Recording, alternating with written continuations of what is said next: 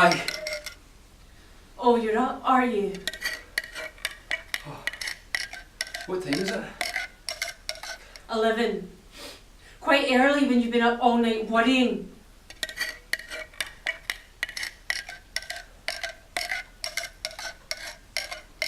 Sorry. No, perfectly reasonable behaviour coming in at 5 in the morning. No phone call, no nothing. I don't know why I didn't go out in the razzle myself. I lost my mobile. I told you. It's a city.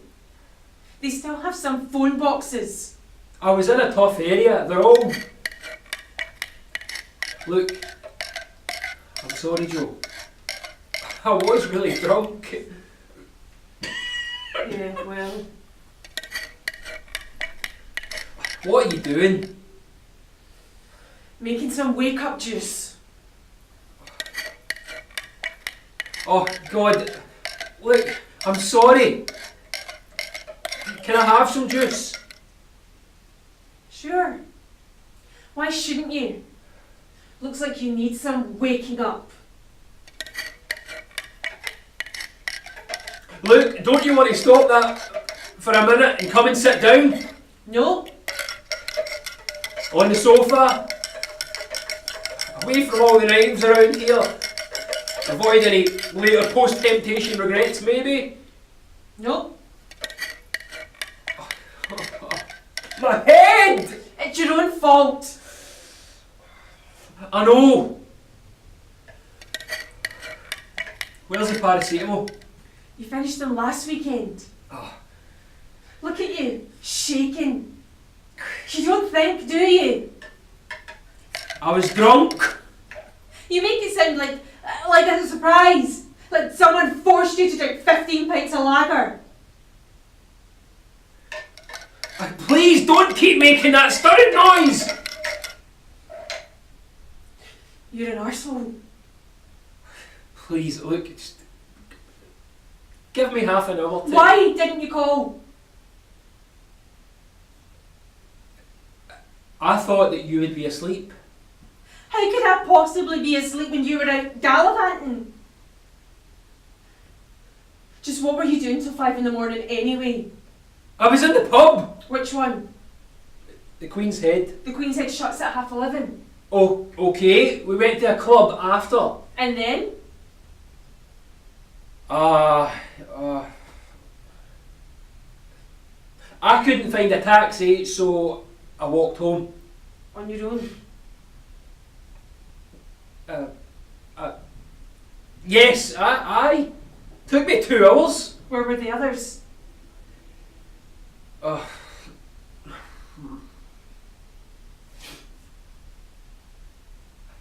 Gary called off at 10:30 because of the football in the morning, and Ricky pulled in the club, so he went off with this girl. Did you pull in the club? No! Are you sure? Yes, definitely. Drugs? Of course not. No drugs. Good. Oh. There we are. Nice looking juice. Orange? Yes, amongst other things. What's that in there? In where? There, in the juice. Bits of apple, tiny sections of celery. No, the purple bits. Oh, that. That's a pile of £20 notes I found in your wallet. What? Well, it used to be. No! Joe, there was 100 in there! Was there? You juiced my money! Yeah, sorry. I was grabbing for a bit of paper and the money just kind of got caught up in my hand. What bit of paper? I don't know. Someone called Jessica. Some bint called Jessica with a phone number. Who? I don't know, Mick. It was in your wallet.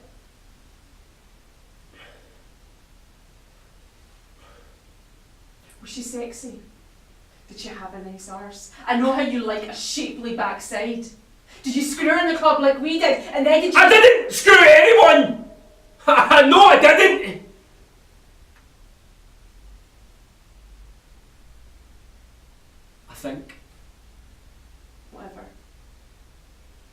Drink it. I'm not sure about this. Drink it, and then I can go back to bed.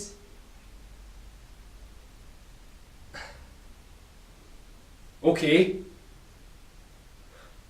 All of it.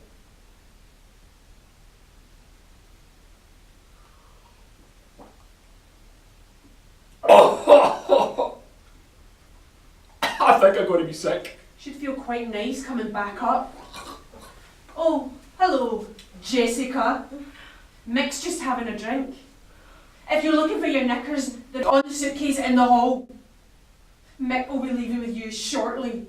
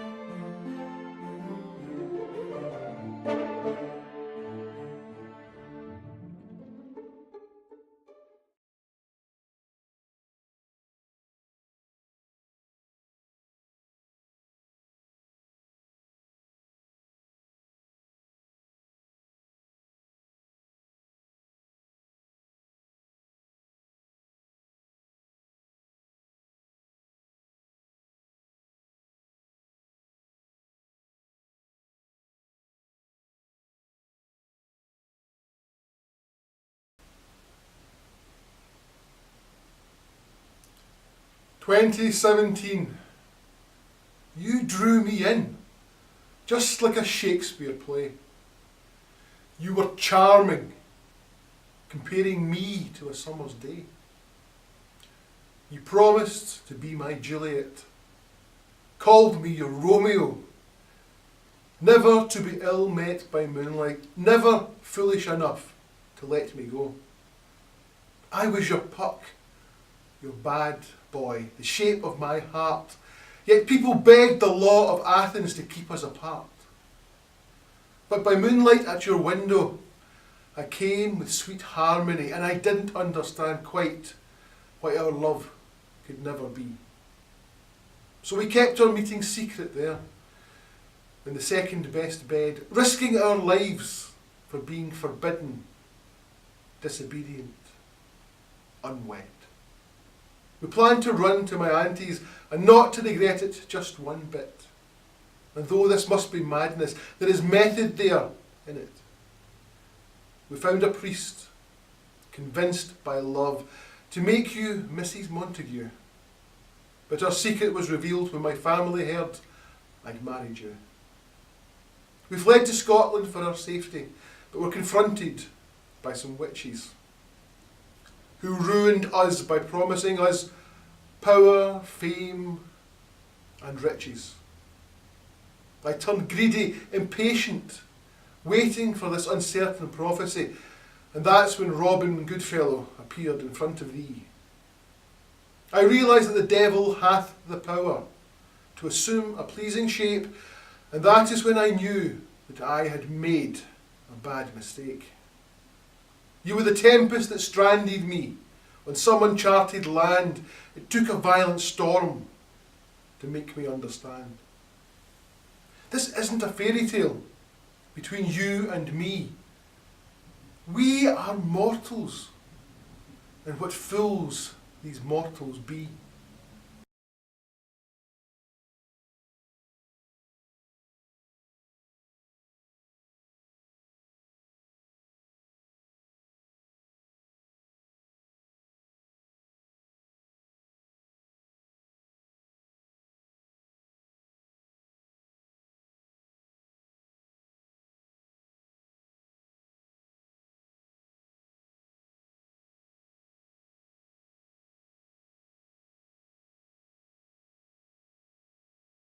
Our son, he left home some time ago.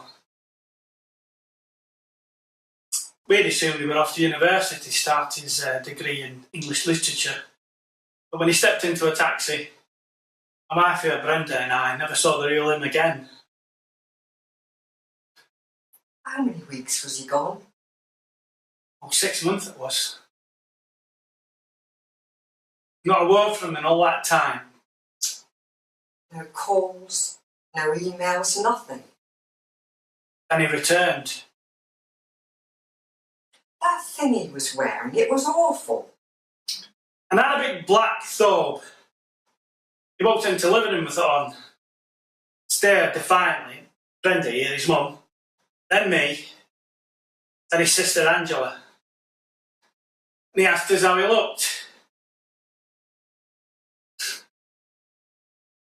I was shocked. I didn't know how to respond.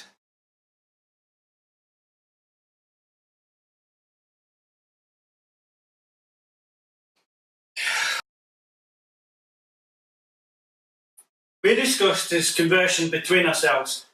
Naively, we just saw it as a cosmetic change.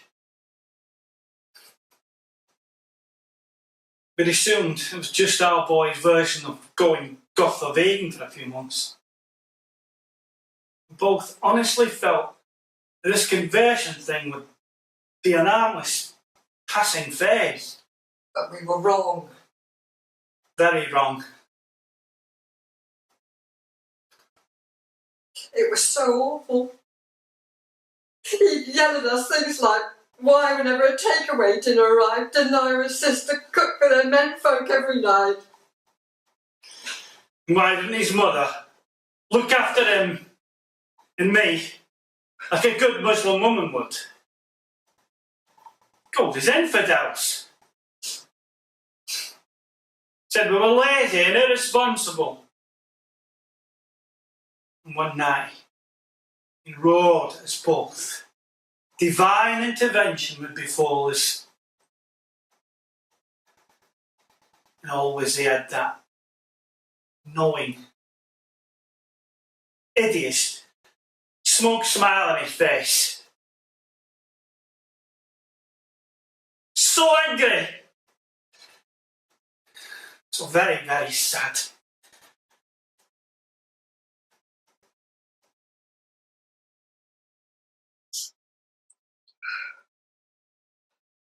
In his eyes, it wasn't just women who were at the sharp end of his newfound insight. A news story on TV prompted such a savage discussion on politics. This was something which in the past had been of no interest to him. Yeah, he yelled that everything bad in the world was a direct fault of the Jews.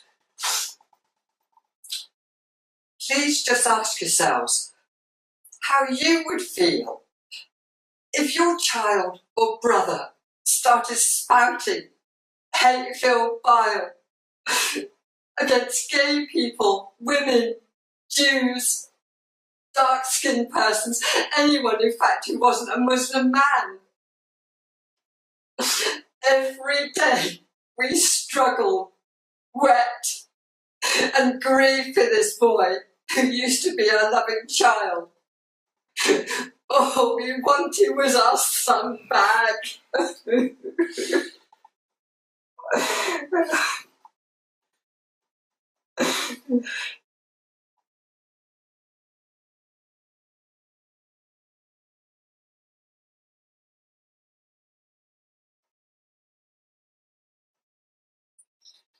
You've no idea, have you?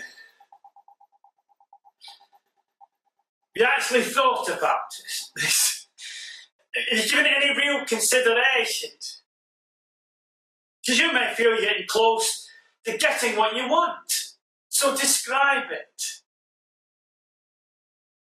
Be aware that your very own innocent children and young people will scream and burn as you continue this vicious, pointless vendetta. Will they too be sacrificed to meet your own misplaced ends? Many more hearts do you intend to break? Many lives will you continue to shatter?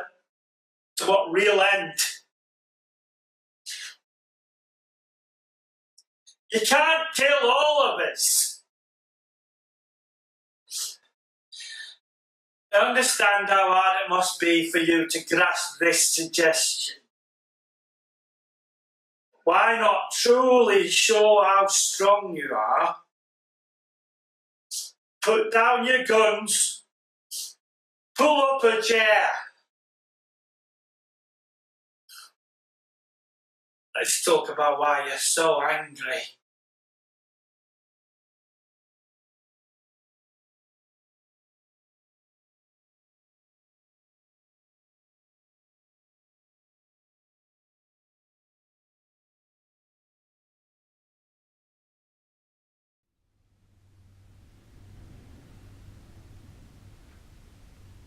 It was bedlam in the classroom as the teacher walked right in. And the scumbags all ignored him. And what he said just vanished in the din. Today we'll deal with violence. Your homework will be set, for I will teach you all a lesson that no one will forget. He saw a fat boy shouting, so he clobbered him then and there, and he strangled the girl behind him, the one with the ginger hair. With chip in hand, he hacked his way right down the building rows. First come, first severed, he roared out. Your neck, your arm, your toes. He threw a blade at a late arrival, and it hit with a deadly aim. Then he whipped out a loaded shotgun, and he moved on with the perilous game. The first shots cleared the back row, where all the skivers do hang out, and he sank like soap in a bath down there when the plug has been pulled out. Oh, please, bear leave the room, sir, a trembling, crying pleb inquired. Of course you may, said the teacher, as they put the gun to his head and fired. Headmaster looked in, around the door, to see why this racket was made. And he nodded understandingly as he tossed in a grenade. Finally, all the weapons down and blood on every chair, one tiny soul shuffled forward with his hands up in the air. The teacher checked the carnage, all the dying and the dead, and he waggled his finger severely. Now let that be a lesson, he said.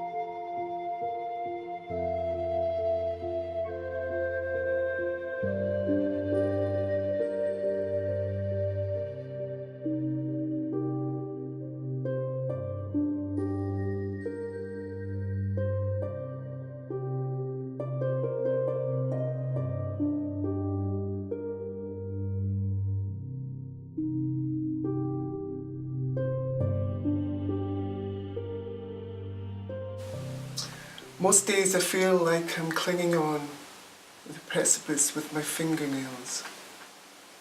So I'm clinging on with every bit of effort I've got to try and keep going, keep functioning. And in order to do this facade of normality, it takes a huge amount of effort. trying very hard to cope with all the brain bits that are missing.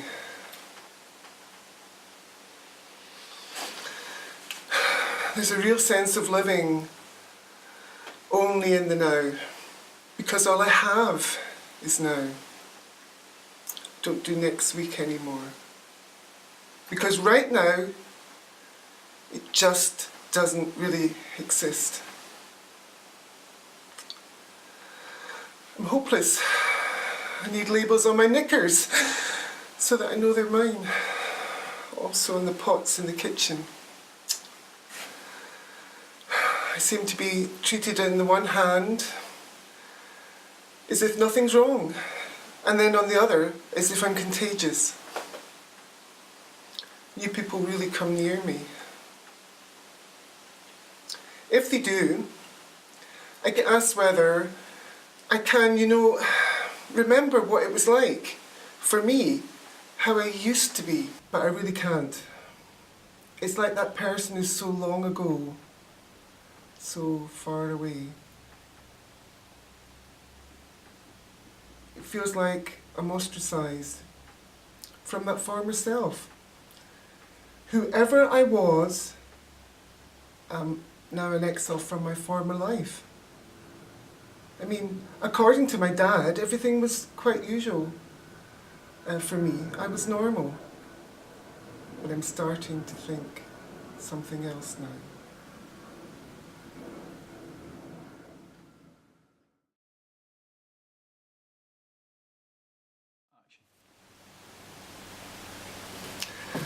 I'm getting these blinding headaches. Sometimes something must have looked odd because when I was sent for an MRI scan, well, I went to see the neurologist and he looked at my scan. With his back to me, he said, "Oh, you've got Alzheimer's disease. You have to retire from work and you will not be able to be in any responsible position. You're going to become demented before long, and then you're going to go into full-time care. And you'll be dead within an unpredictable timescale."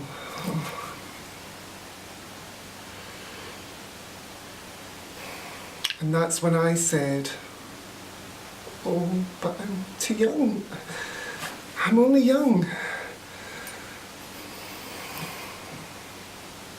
I feel traumatised.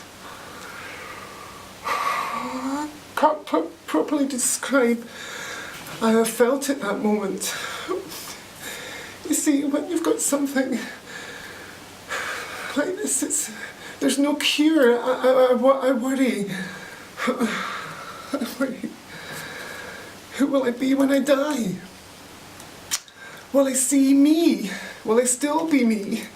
What's going to happen to my family? Will I ever recognise them again? No grandchildren. What will happen to me?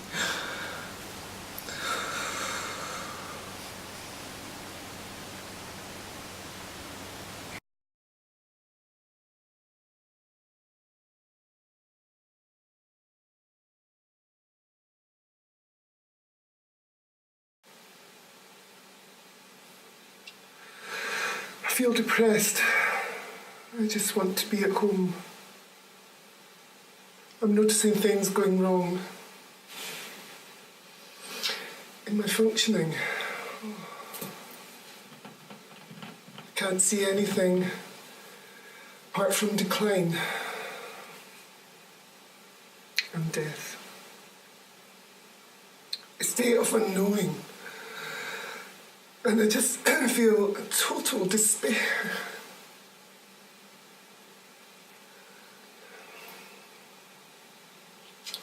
I've got to get my act together. I'm going to have to try hard. Actually, feeling very lonely.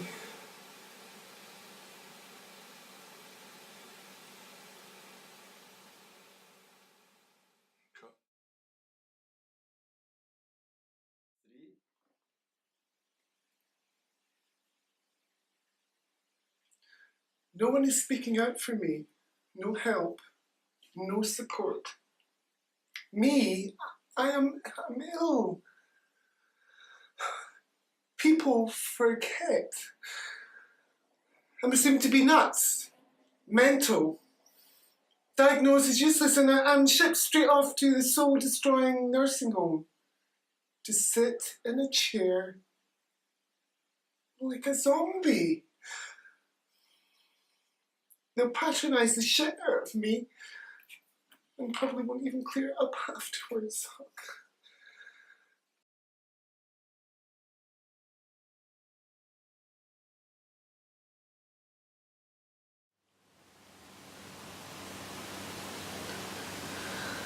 Can't store thread of my life. Only have now. If someone says to me, oh, we're going to do something, they're going to do something in 2 hours' time, I don't have a sense of 2 hours. Everyone's going to the left, and I'm going to the right.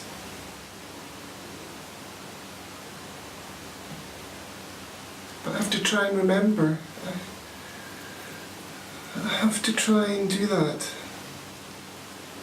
I actually feel as if my candle is spluttering, because it's just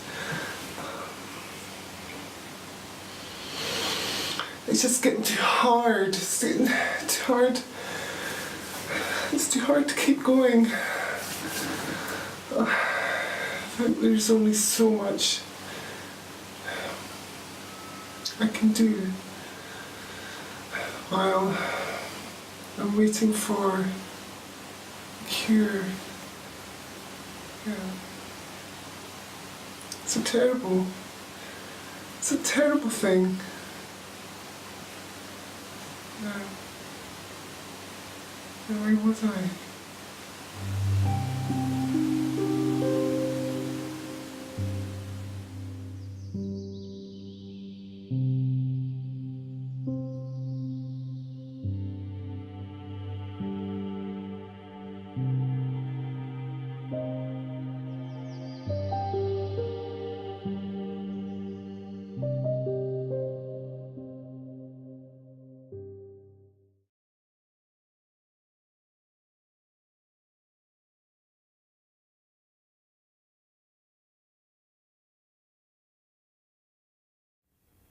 Listen, I know we've just met, but I can tell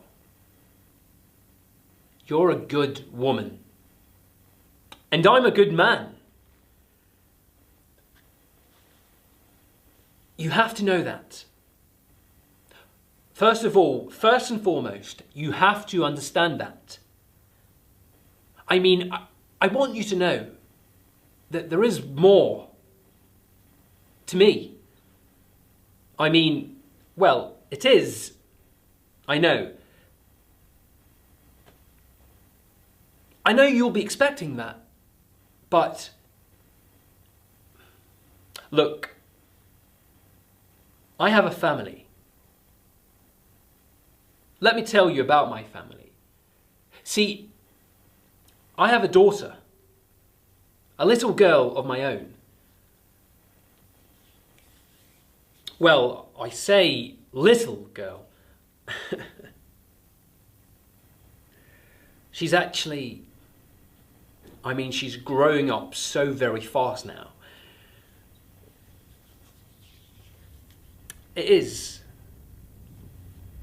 She is such a great girl. I mean, I know all parents say that, but she is. She is. She's smart. She's funny. She's good at learning things. She's amazing. Sometimes I look at her and I feel so much love. It's like I can't breathe.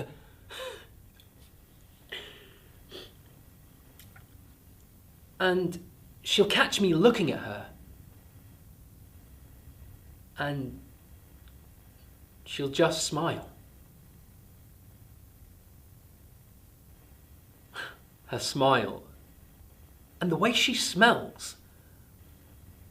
I can remember that smell on the top of her head when she was born.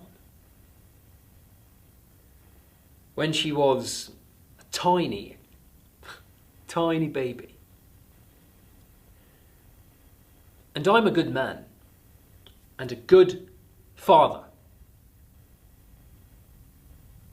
I know I have to protect her.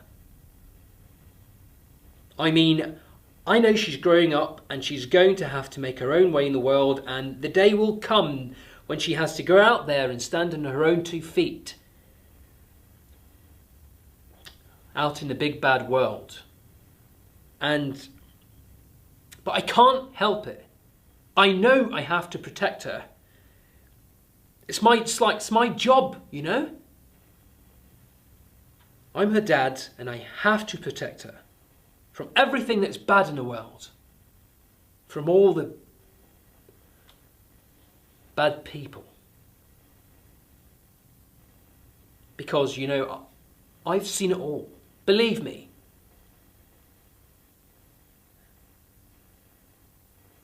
Do you understand? Because I don't actually think you're getting this. Sorry, that didn't sound right. It's just, I'm trying to explain this. Not because I have to, but because I want to. Because I'm a good man.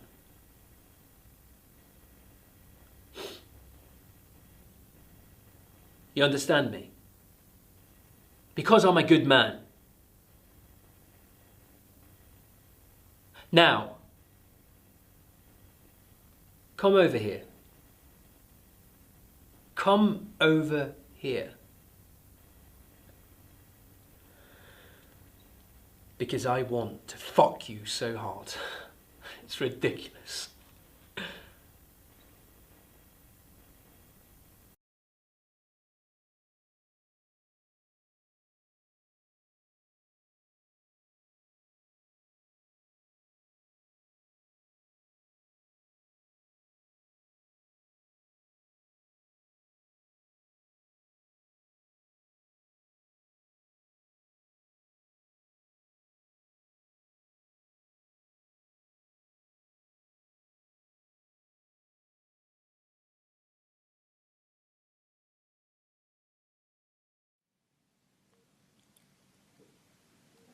Almost. What an awful word that is. You almost made the team. You almost got an A. You almost have enough points to go on your holidays. So near, but yet so far. I am a nurse. I know life and death are not exact in some ways, but I can still hate that word. Almost. Almost healed. Almost ready to go home. Almost dead.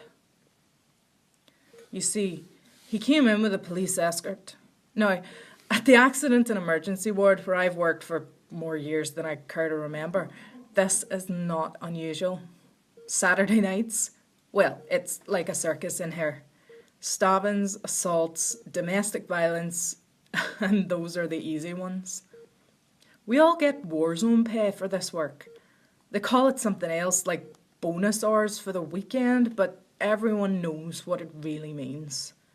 But for armed police to come with an ambulance on a Tuesday morning at 10 a.m. with the detectives, well, that's different. This was a big case. And since I'm the charge nurse, the one in charge, I get to do the admission and assessment. He was almost dead. We worked on him, but he had 5 bullets in his chest and another in the head, which was self-inflicted. It was amazing he was still alive at all. Then we found out what he had done. This is not always a good idea. I don't care what the Hippocratic Oath says. It is hard to divorce yourself from knowing that someone you are trying to save has killed 15 people.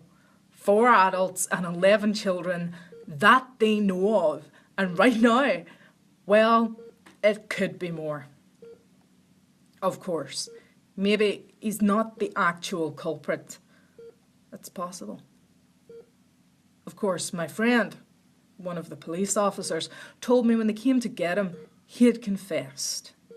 He asked them, as he was leaving his family, if they wouldn't handcuff him until he was outside, and they agreed.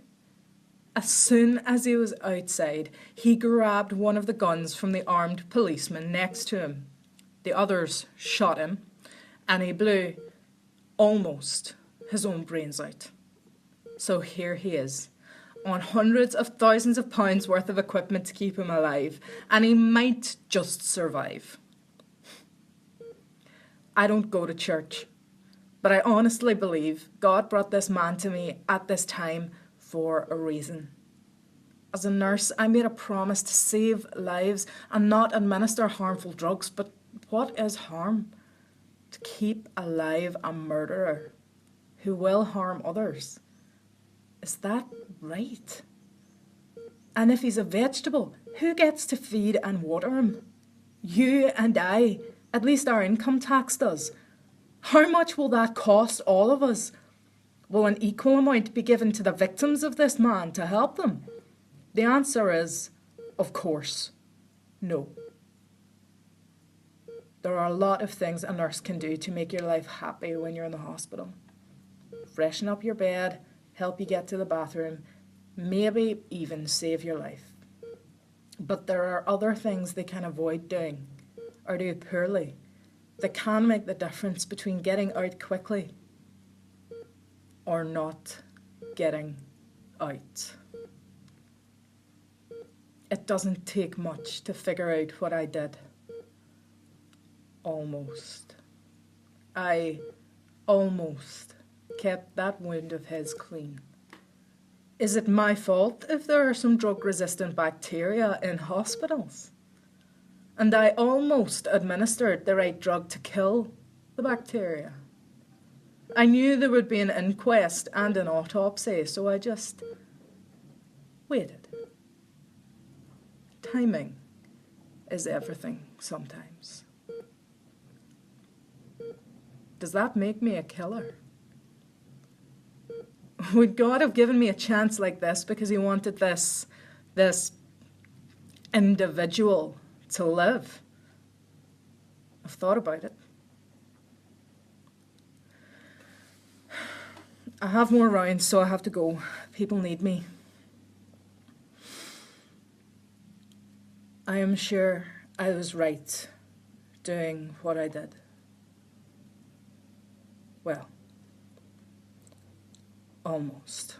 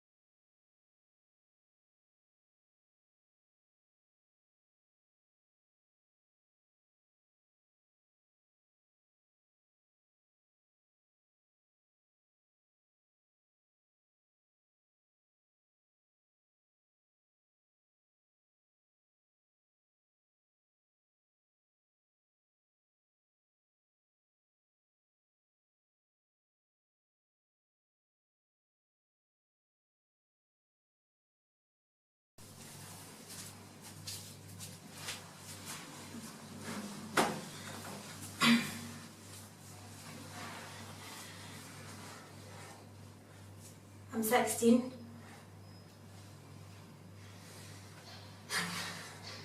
I'm trembling. I'm always trembling. Trembling is like a dead body after it's been shot. I'm dead inside.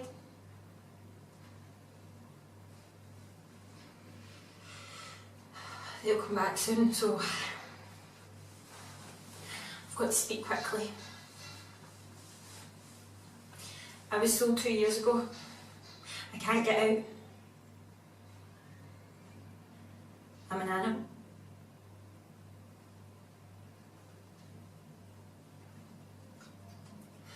I'm owned by them. They do whatever they want.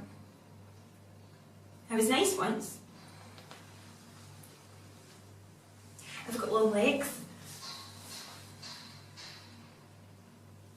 But there's burns. I'm an ashtray. Just a dustbin.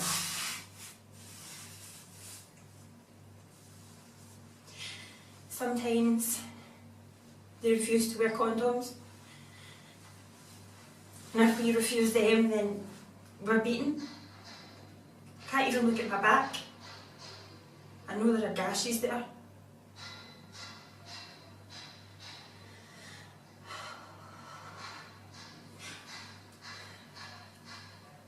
I really hate my hair.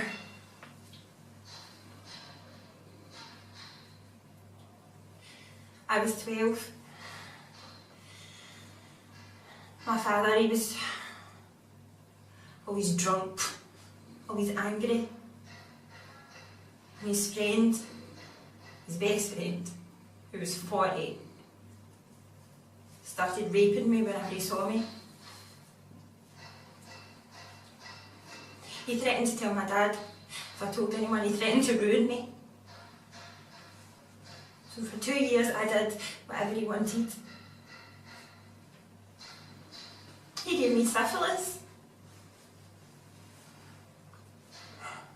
That's herpes on my mouth.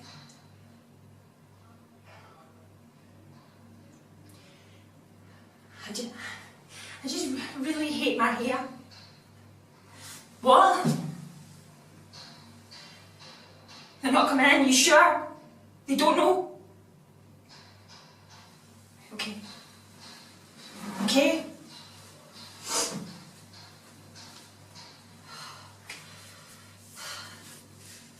We got caught.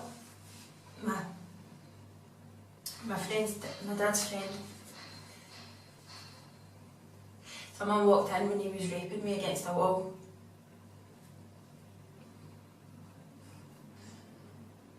He told my dad that I'd put him up to it. My dad actually believed him. My father beat me with a wooden piece of furniture and threw me out. I couldn't walk for weeks. I was on the run. My father had abandoned me and my mother, well, she was with him so she couldn't exactly speak out. I had no place to go. I was on the streets, and this man, he took me in. And my brother, my only friend, he turned his back on me too. Then that guy started beating me and I had no place to go, nowhere to turn. I went to the police. I told them that they didn't believe me. They just chased me out for wasting their time.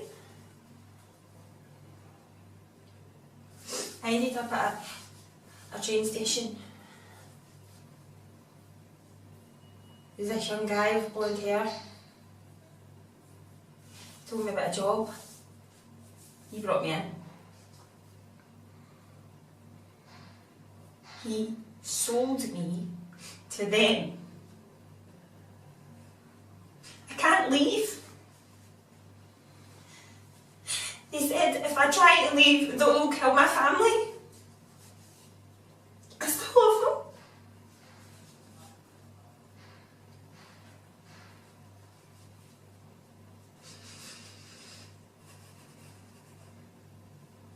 They tied me to a bed for 7 hours,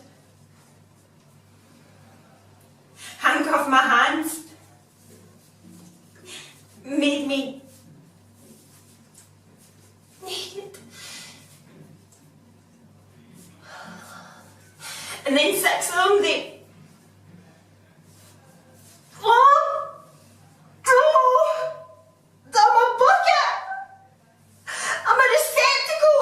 I've been sick and there's no time! I don't even know why I was born. I don't feel anything. I don't feel pleasure. I'm just vulgar. I'm just flesh. See if someone could come and look inside my heart, they'd see that there's nothing there.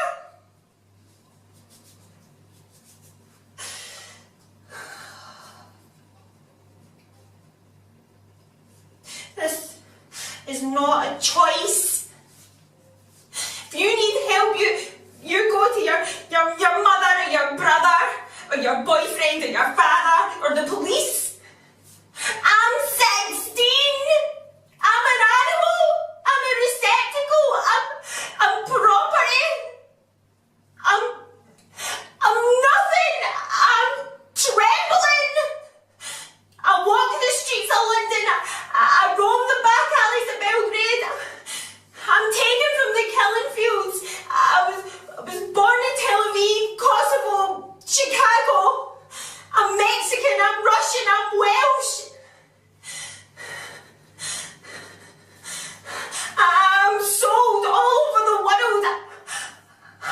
I'm 16.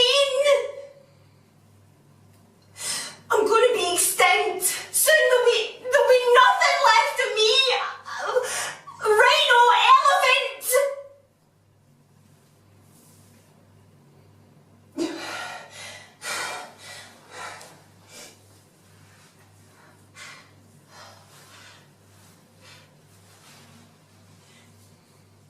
Ghetto.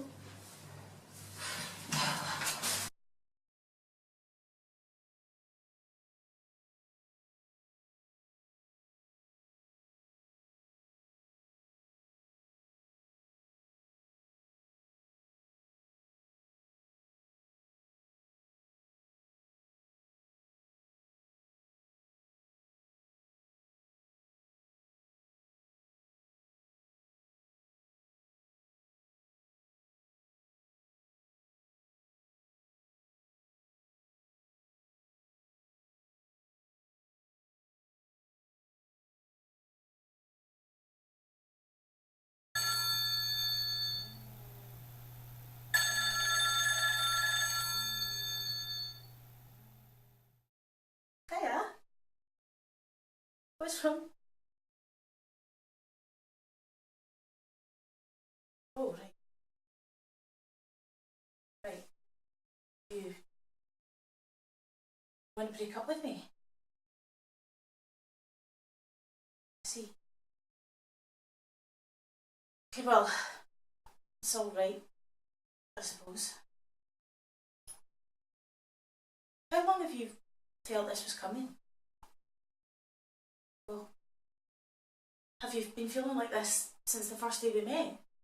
That this is someone I'll need to break up with?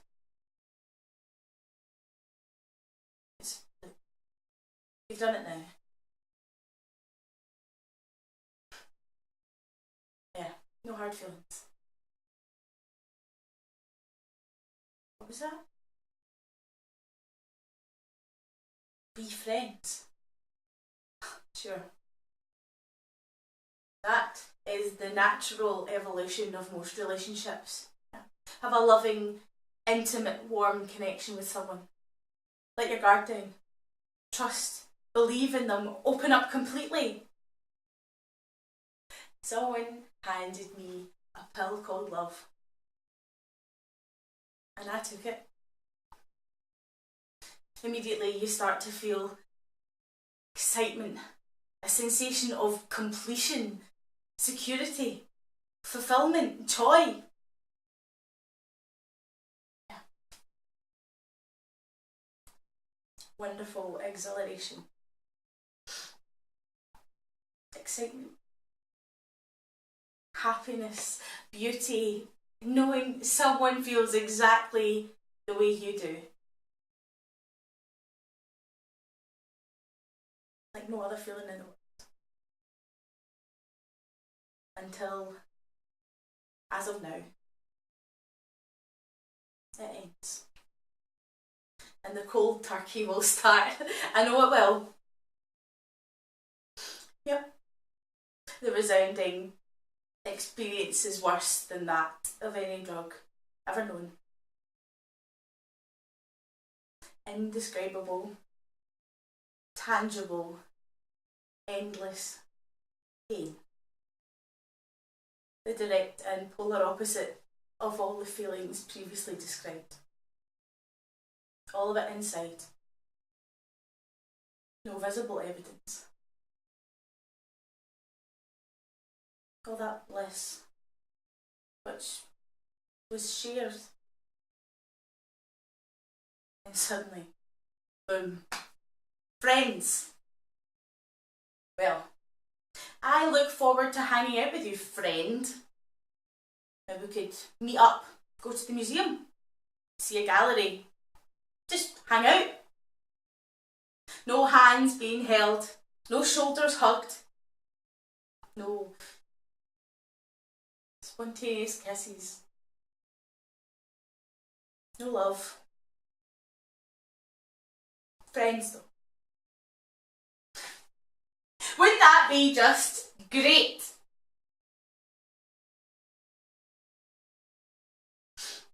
Upset? Why would I be upset? I'm not crying. I said I'm not crying.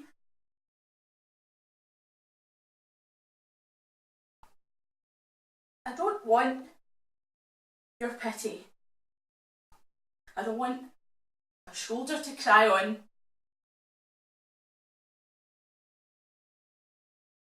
I want to be left alone.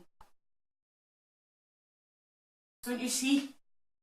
I want to be alone.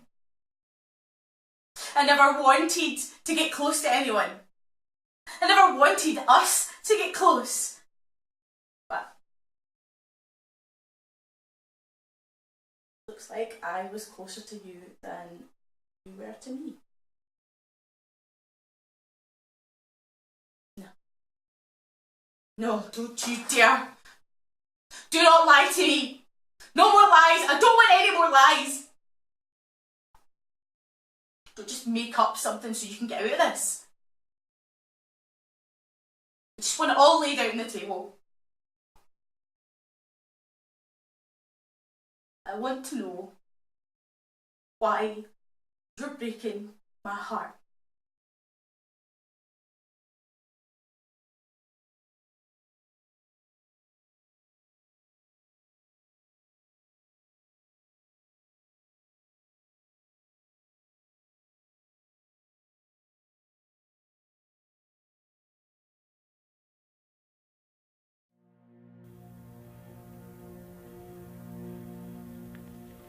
So all I seem to do is just sit here waiting for him. No set time for when he'll be in. He'll be noisy, smoky, sweaty, unwashed, filthy, reeking, beer and whiskey. Angry? Oh, he'll be angry. Angry when his coat falls off the chair and his urine-soaked shoelaces won't untie. I don't know the time. He'll be in when it suits him. When the money runs out. I'm gone. Gone beyond tired. Gone beyond hope. I get up if the electricity's still on. Half fill the kettle, share a used tea bag between him and me. Take out the festering food remains that clog up the sink drain under the filthy, unwashed plates.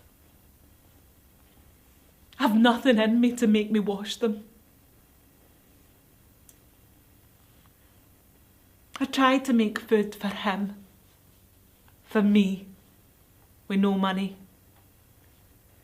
He drinks the little we have, giving me nothing from his dirty, hard hands.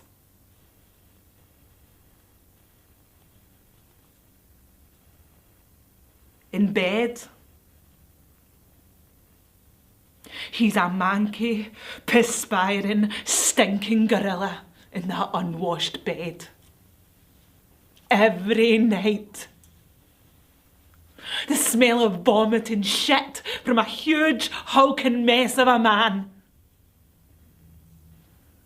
No love. No tenderness.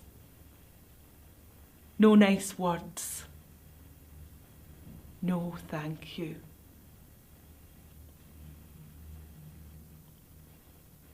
I'm a shadow. A trace of a woman. A lost person.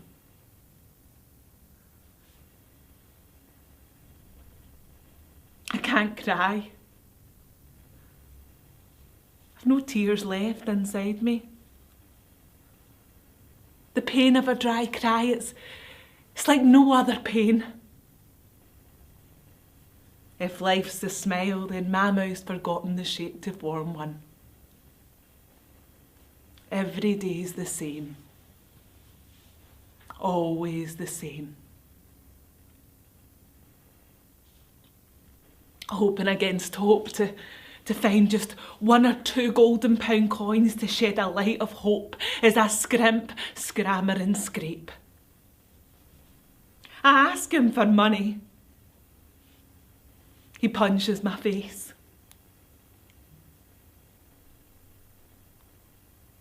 I am a slow rodent. Just a scrawny rat I am. Too slow to scurry, but always in despair. I know. I just know nothing will be found.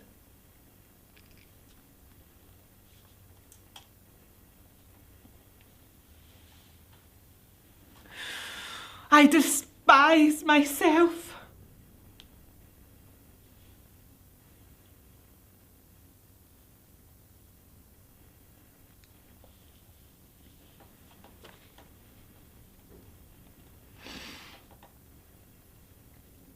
He'll come in, stinking drunk through. He'll tell me something, but I won't understand the slurred words. He'll thump me again. Then he'll sleep, snoring all deep, adding more stench to the bed sheets.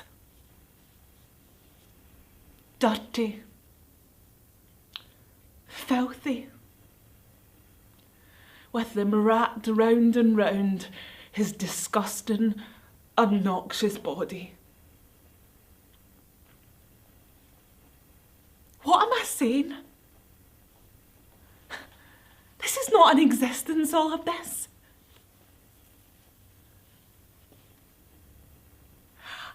I see people out there and they have the happiness.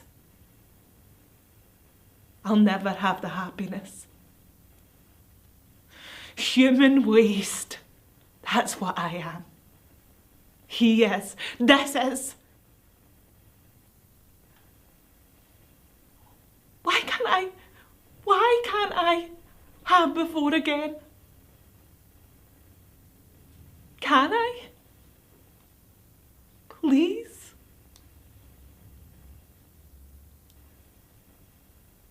I remember I was almost happy then. Optimism. I had that. How can it all be so far away now?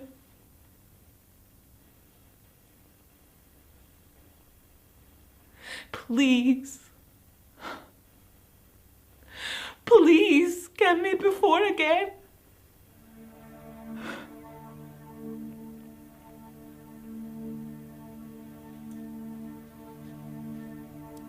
Please.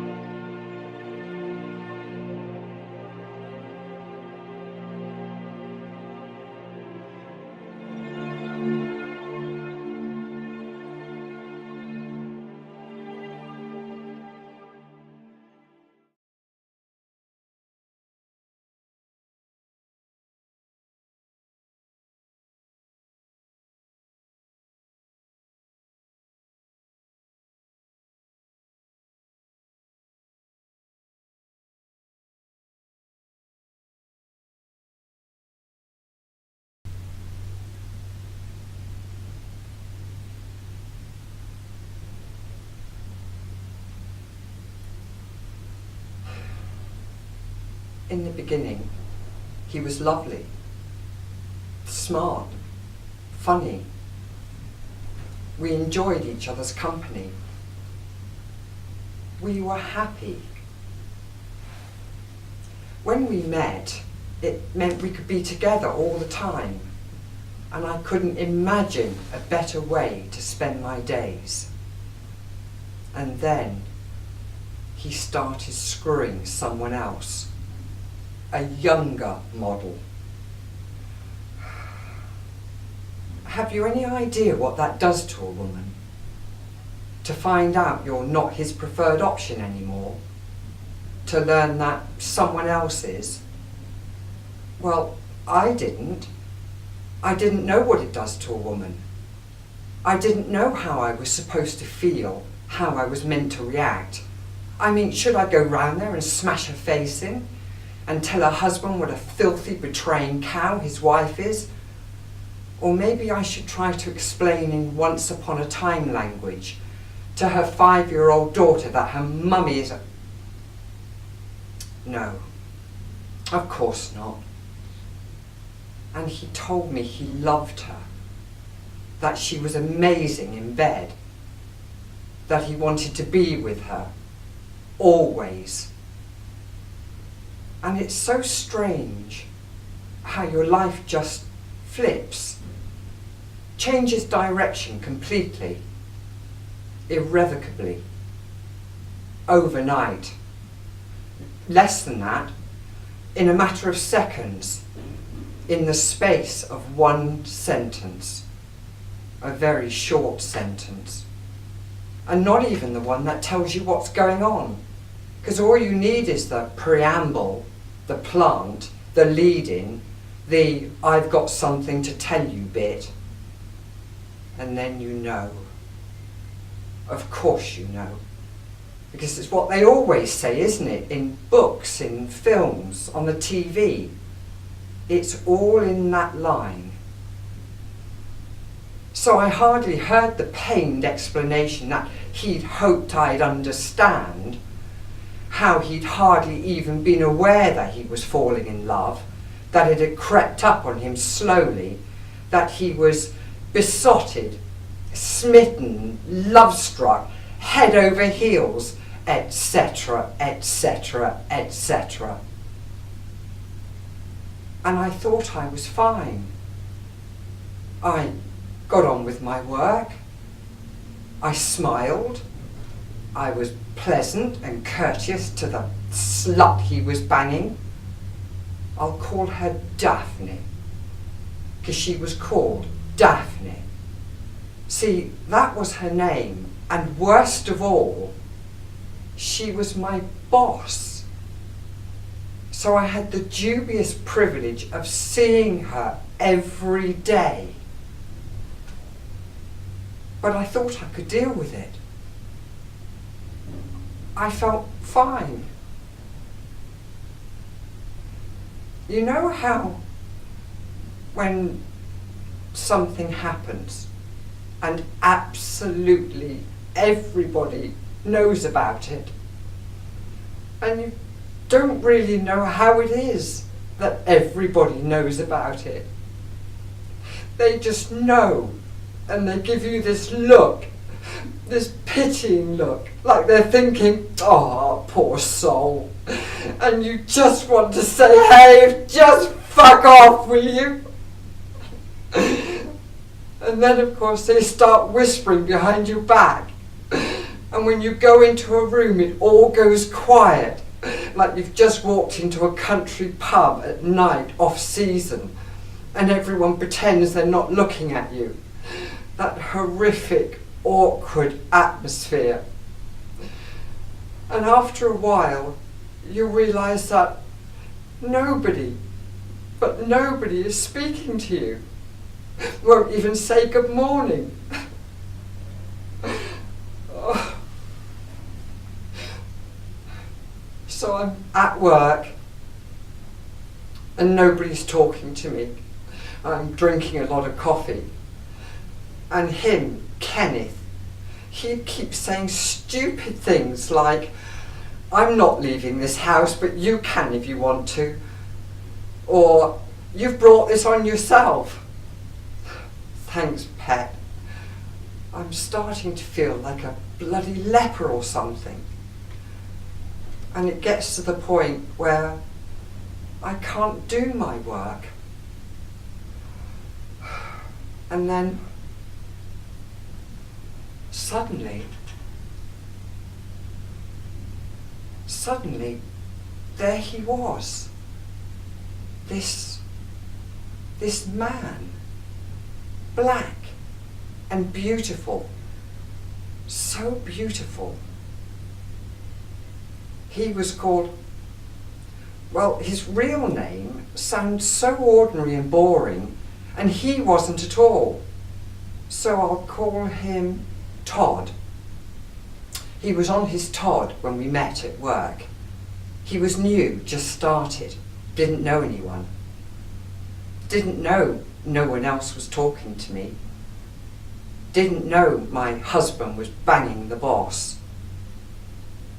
Didn't know I was already on the downward spiral. We started hanging out and having a few drinks and so on. He was into poetry, so one night we went to this Caribbean club to hear this old black guy recite his poems about oppression, racism, and life in the old country. And it was great. I felt a part of something. I was excited, enthused, and horny. Then we go back to his, and of course we end up in bed. And it's fantastic. He's so loving and affectionate and sensual. And best of all, he's actually interested in me. I feel like somebody cares. And I'm important. And I write something for him. And he totally melts like it's the greatest love poem ever written. Naturally, of course, he's got a girlfriend. Turns out she's away on a course. And then she comes back a couple of weeks later, during which time we've been shagging like there's no tomorrow. And then it all turns to shit. Kenneth and Daphne find out what's been going on, Todd suddenly finds himself rather conveniently at the end of his short contract and is unceremoniously given the push. And Kenneth's like, what do you think you're doing? And how do you think I feel? And all this other bollocks. And the whole thing just gets too much. And I just crumbled. Hit him on the head quite hard with a hammer.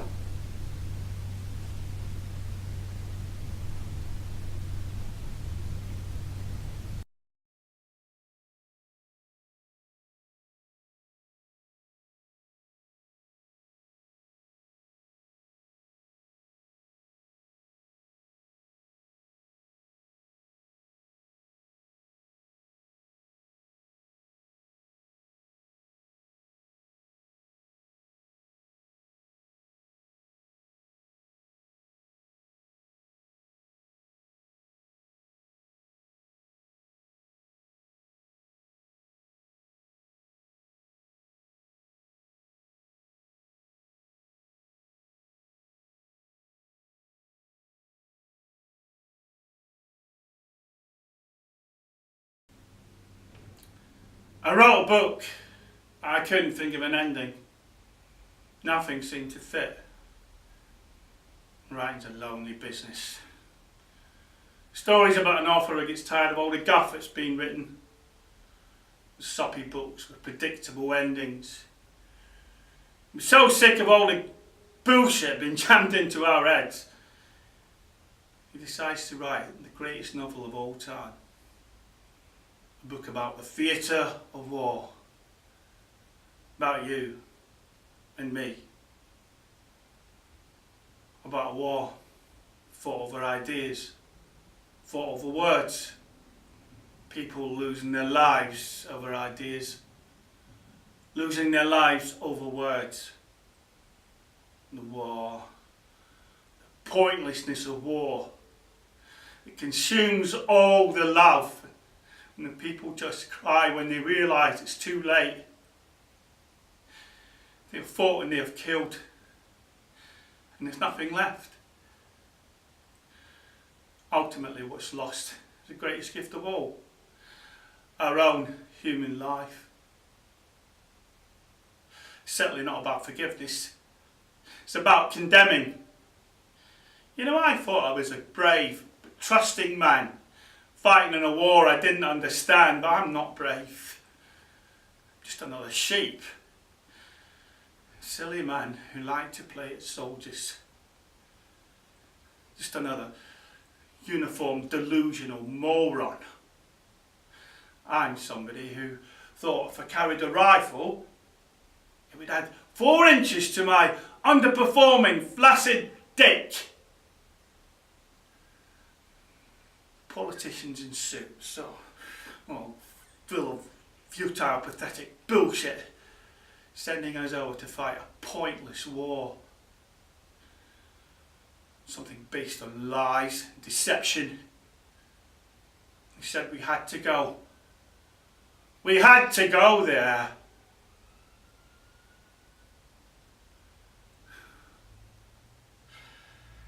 It was raining that day. I can remember that rain. I can remember the little lad in that hut with the old lady. He came out walking in the rain. I can still taste that rain. It was sulphur. Sulphur tasting rain. How the hell do you get sulphur tasting rain? That rain had no soul. It was empty. It was faceless and empty. It went right through you. I remember being so cold. I couldn't get warm. All that gear weighing me down and I just couldn't get warm. Rain shouldn't be cold. Rain should give birth. Rain should give life. I was afraid of that rain. That soulless rain that held me and it wouldn't let go. The little boy, he had a grenade. He had a hand grenade. There. Right there. Clutching it. Pointing it to me. To me! It was coming right for me. Can you imagine a 5-year-old carrying a grenade? Who in their right mind gives a 5-year-old something that can kill a man? I mean, a grenade, a hand bomb. What kind of shit is that? I remember thinking, where the hell did he get it? It's fucked up it was. I remember how he came out of that hut, slowly, tentatively, moving ever so closer, and clutching it right there in his little hand. It was a blur. It was all a blur. Strange. An odd greyness in the atmosphere. Dust, metal, sand, low white and grey skies, doomy, murky, misty, and rain thrashing like needles. Hot wet needles thrashing onto me, onto my face. Rat-tat-tat in my headgear. Zig-zagging like sharp wet darts from my rifle. He reached over with his other hand, as if he was going for the safety pin. He didn't give me time to react. Was it a choice? Was I given a choice? And it looked like a grenade, for Christ's sake. I weren't trained for that. I weren't trained for kids with grenades. How do you train for that? Sure, he'd pull it. And it would be fucking BOOM! But it wasn't. I was sweating like a racehorse. My heart was racing. My pulse was throbbing like crazy. I mean, I had to, see? I had to pull my trigger. I mean, it looked like a grenade. That relentless rain. You couldn't see a thing. It blinded you. That rain is baptismal, and yet it blinds you. It opens your eyes and then it seals them shut. It forces you to live the rest of your life behind the lids of your eyes. It opens them, shows you the light, and then it sentences you to a life of darkness. Don't he look like trouble? He's the look of a wild dog.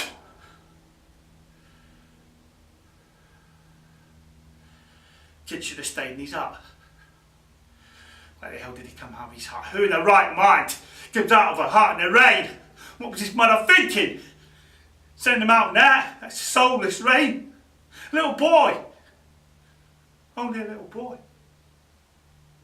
Baby shouldn't be out wandering about in the rain. She'd be home with her mothers. She'd be in their beds.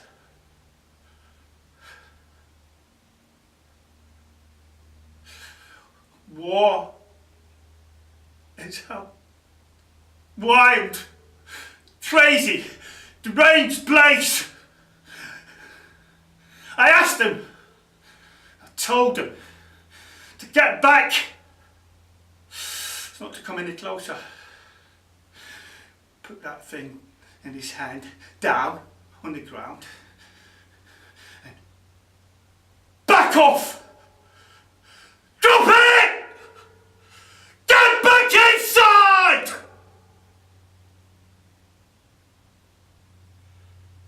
I was had to know he didn't speak English. I've never talked to anyone who didn't speak English before. He told me later he was pulling the stem off the top of an apple.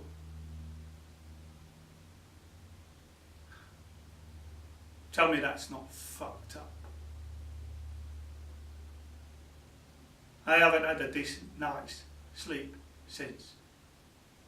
Because I couldn't tell the difference between a piece of fruit and a grenade. Between a gift and... It's ironic, don't you see? Don't you see that? I joined the army to learn about self-respect. And I fucking hate myself. You helped that one out. I shot a little boy. When the dust cleared, the smoke, there were just pieces of the little body lying scattered around in the dust. His right leg was missing above the knee. His head was in 6 pieces. No arms to speak of. And blood was squirting out of his neck, and it's hitting the ground, and it's hot. Steam rising up from it.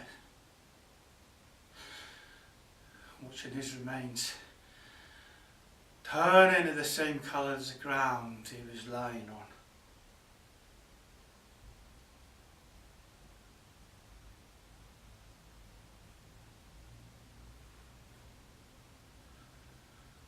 I had a relapse. They took all my clothes, underwear, socks, threw me a blanket, chucked me in a mental health cell with loonies who'd scream all night. Then I was thrown into a forced detox box. They cut me off from all my medication. Cold turkey. Worse than any hell you can imagine. 12 days of pure agony. The body tremors. Watching my skin crawl. Then the shadow people started showing up. The seizures. It's like you're sitting there and someone's just tasered you again, again, again. I jerk my arm and shoot out. I told myself. Banging my arms against the wall.